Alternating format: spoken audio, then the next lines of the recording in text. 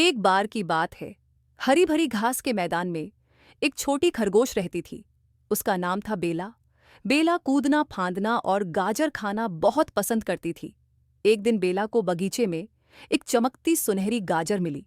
जैसे ही उसने उसे छुआ, पुफ! आसमान में एक इंद्रधनुष चमक उठा। इंद्रधनुष ने फुसफुसाकर कहा, अगर तुम यह गाजर बांटोगी तो तुम्हें एक खास तोहफा मिलेगा।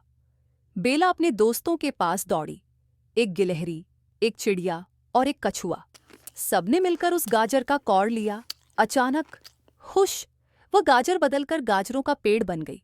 अब सबके पास खाने के लिए गाजर थी। कोई भूखा नहीं रहा। और उस दिन से बेला ने सीखा, साझा करने से हमेशा ज्यादा खुशी मिलती है।